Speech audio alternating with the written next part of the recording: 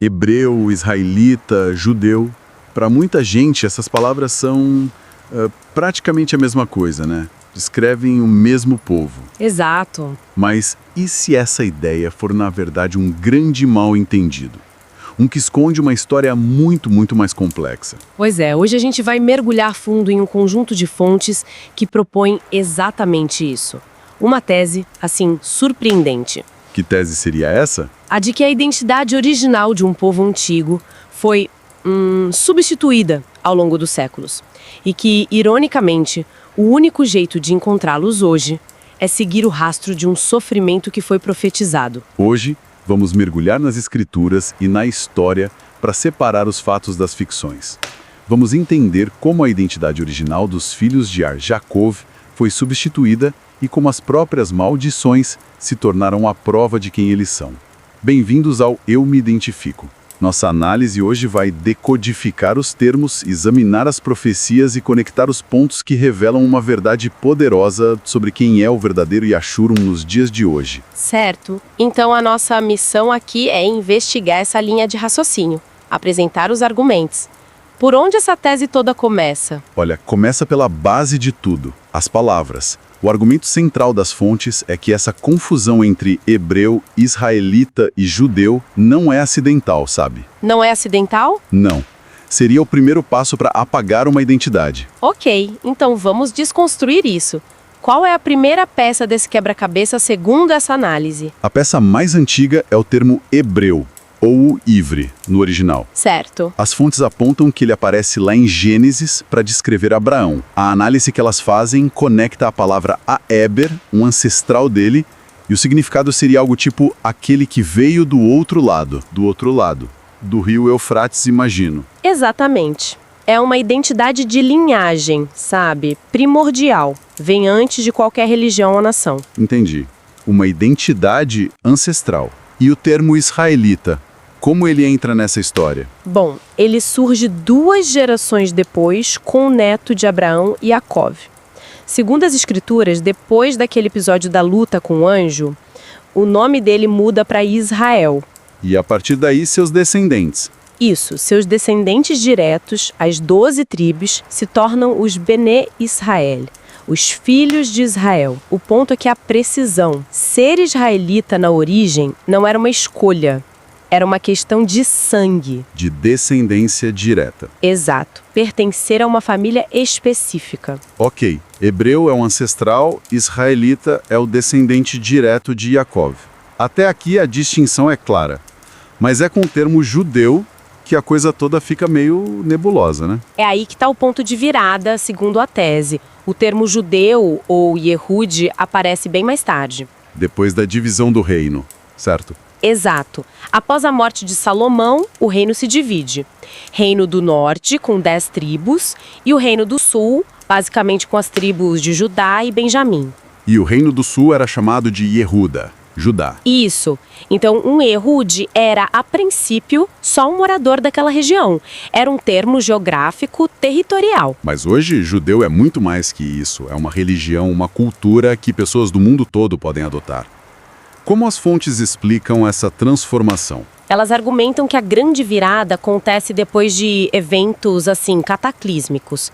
Primeiro o exílio na Babilônia e, de forma definitiva, a destruição de Jerusalém pelos romanos em 70 d.C. Com a nação destruída, o povo disperso. A identidade precisou se adaptar para sobreviver. Judeu deixou de ser sobre linhagem ou terra e passou a definir quem seguia as tradições interpretadas pelos rabinos. Virou uma identidade religiosa. E essa mudança tem uma implicação gigantesca, pelo que entendi.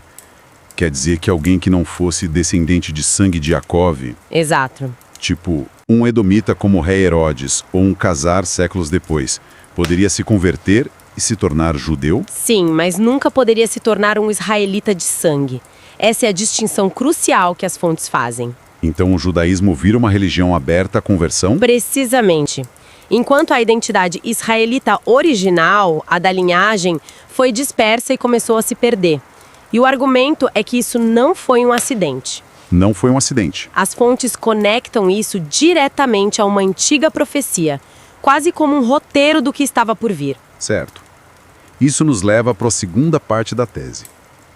Se a identidade original foi substituída, as fontes alegam que isso foi previsto. Sim, elas apontam para o livro de Deuteronômio, capítulo 32, como a principal evidência. Deuteronômio 32. E a análise descreve esse capítulo não como uma canção, mas como um processo judicial de Axé contra o seu povo. Um processo judicial? O texto começa assim: Dai ouvidos, ó céus, e falarei, e ouça a terra as palavras da minha boca. As fontes interpretam isso como uma linguagem de tribunal, sabe? Convocando testemunhas. Uma linguagem de tribunal. E qual seria a sentença? O clímax dessa acusação?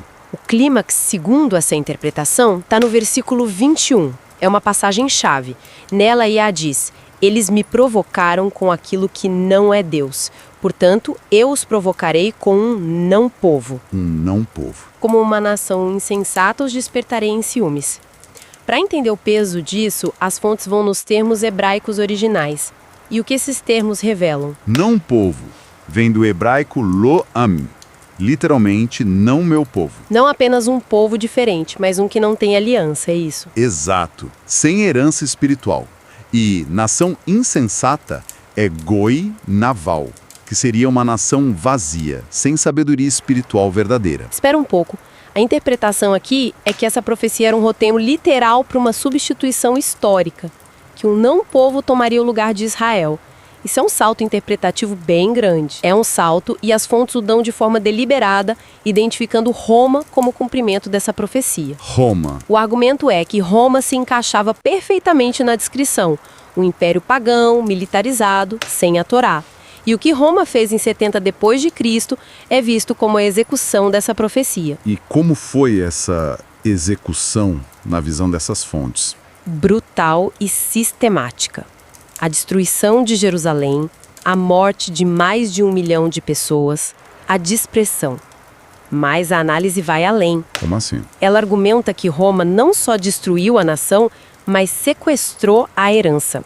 Tomou as escrituras, financiou reinterpretações e, sob o seu domínio, surgiram 2 novos sistemas: o cristianismo greco-romano e o judaísmo rabínico. Então a tese é que o judaísmo rabínico nasce sob permissão romana, uma forma de sobreviver, mas já desconectado da soberania, do templo.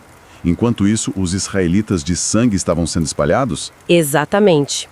Uma comunidade religiosa multiétnica assumiu o rótulo de judeu, enquanto o povo da linhagem original iniciava um longo exílio, perdendo com o tempo a noção de quem eram. Ok, se a gente aceita essa premissa das fontes, isso cria um problema de identificação gigantesco. Como encontrar esse grupo escondido depois de quase 2000 anos? A resposta que elas oferecem é profundamente contraintuitiva e, para muitos, chocante. Ela está em outro capítulo de Deuteronômio, o 28. O capítulo das maldições? Esse mesmo. Mas o versículo 46 diz algo que geralmente passa batido. E estas maldições estarão sobre ti como sinal e como maravilha. Sinal e maravilha. Essas palavras parecem ter um peso especial aí. E tem. Sinal, em hebraico, é ot. Uma ot é uma marca, uma prova de identidade. E maravilha é mofet, algo extraordinário que causa espanto. Então a interpretação é que as maldições não eram para aniquilar o povo. Não, eram para funcionar como uma marca de identificação durante o exílio. O sofrimento profetizado se tornaria a sua impressão digital profética. Essa é uma inversão de perspectiva radical. A ideia de que as próprias ferramentas de opressão, as maldições, seriam a etiqueta de identificação, é um conceito pesado. Muito pesado. E quais são essas marcas específicas que as fontes destacam? Elas listam várias, mas focam naquelas que consideram únicas. A mais contundente para elas é a do versículo 68. Iá te fará voltar ao Egito em navios, e ali sereis vendidos, e não haverá quem vos compre para vos libertar. Certo, mas Egito é um lugar. Como isso se aplicaria a uma diáspora global? Aí que está a conexão mais direta e talvez mais controversa.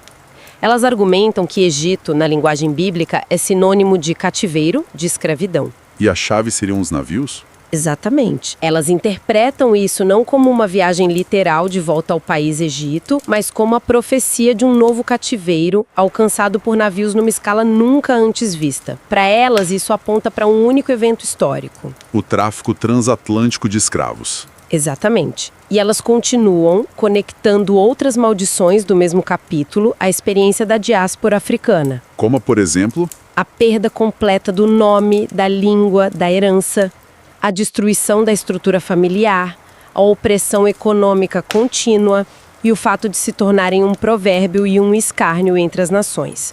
O argumento é que nenhum outro grupo na história se encaixa em toda a lista com essa precisão. para reforçar o argumento, as fontes também tocam na questão da aparência física, né? Sim, que é um ponto sensível. Elas apontam para passagens que, na leitura delas, descrevem o povo hebreu original como pessoas de pele escura. Quais passagens? Citam, por exemplo, Cânticos de Salomão, onde a noiva diz, eu sou morena. Ou Jeremias, quando o profeta lamenta que a minha pele se enegreceu. Contextualizam Israel geograficamente no nordeste da África e argumentam que a imagem popular de um Israel branco é uma construção artística europeia muito posterior. Então, o argumento todo é identidade original de linhagem, substituição profetizada por um não-povo e reidentificação através de um conjunto específico de sofrimentos. As fontes param por aí ou falam de uma resolução? Elas definitivamente falam de uma resolução. A perda de identidade não seria o fim da história, mas o prelúdio de uma restauração. E onde estaria essa promessa? Apontam para a profecia de Oséias, capítulo 1. Lembra do termo Loan, não meu povo? Sim, o povo que não tinha aliança. A profecia diz, no lugar onde se dizia, vós sois Loan, ali serão chamados filhos do Elohim vivo. Ou seja, o mesmo povo que foi escondido, rotulado como não povo, seria chamado de volta. Exato. E essa redescoberta de identidade é vista como algo que está acontecendo agora. Agora, Sim, as fontes veem o momento atual como o cumprimento disso. Usam a visão de Ezequiel 37, o Vale de Ossos Secos, como uma metáfora perfeita para esse despertar. os ossos secos representando toda a casa de Israel. Espalhada sem vida, sem esperança. A promessa de Yahvé de soprar espírito sobre eles e abrir as vossas sepulturas é interpretada como um despertar da identidade espiritual e nacional de um povo que se considerava morto. E de onde viria essa libertação? De um movimento político? Uma instituição? Um ponto que as fontes enfatizam muito é que essa restauração não viria de sistemas criados por homens. Citam Jeremias. Maldito o homem que confia no homem. Então seria uma intervenção direta. A promessa, como interpretam, é essa. Em Ezequiel 34, ele diz, eis que eu mesmo buscarei as minhas ovelhas. É um chamado pessoal, direto. É interessante que o mesmo livro, Deuteronômio, que abre o processo judicial, também encerra com uma promessa. Exatamente. O capítulo 32, que começa com o julgamento, termina no versículo 43 com uma promessa de redenção, pois ele fará expiação pela sua terra e pelo seu povo. O julgamento, nessa visão, nunca foi o fim, foi um meio doloroso para uma restauração final.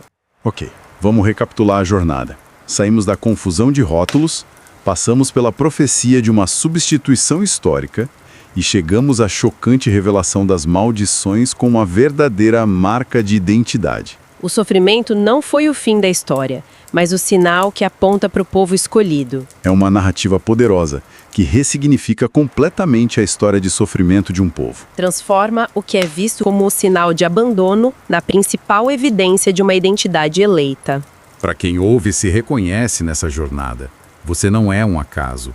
Você é um herdeiro escondido, um filho em exílio, um povo sob disciplina, mas nunca abandonado por Iá. O despertar está acontecendo agora. Desperta, desperta, veste-te da tua força, ó Sião. A busca pela verdade é a busca por si mesmo.